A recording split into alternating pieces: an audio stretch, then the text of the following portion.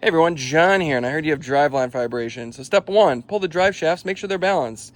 That's important. Step two, we're gonna adjust the pinion angle because you probably lifted your Jeep, and you need adjustable control arms to adjust the pinion angle. So make sure you have that.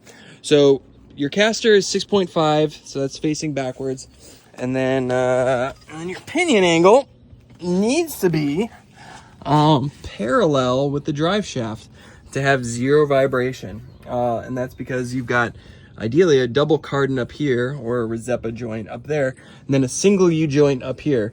You can look at Tom Woods, they've got good explanations, but basically a double, you're combating what's called phasing.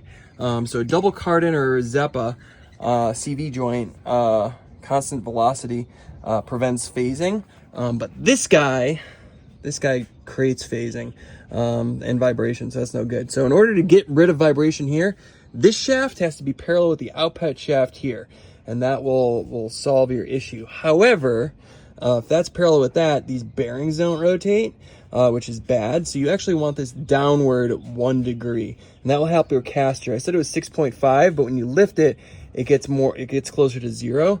So if you're down 1 degree, you're like 3 to 4 degrees on a 4-inch lift. And that will help with vibration, but it'll have your car tend to wander a little bit more on the road.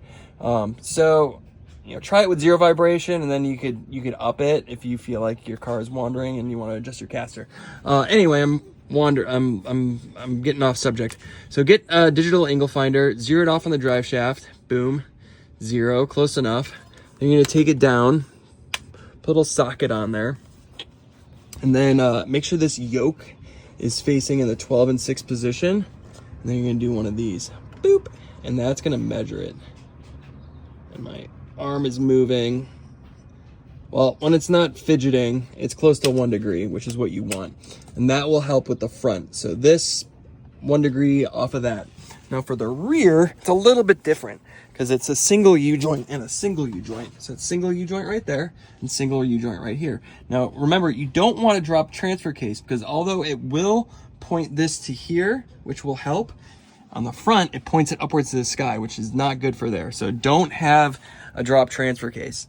So same thing, U joint, 12 and 6 position, measure here, and then measure on the bottom, and they should be parallel, and that will prevent phasing with a single and a single. And again, you'll use this upper control arm, I have an A arm, to adjust that angle. And then you should be good. Yeah, hope that helps.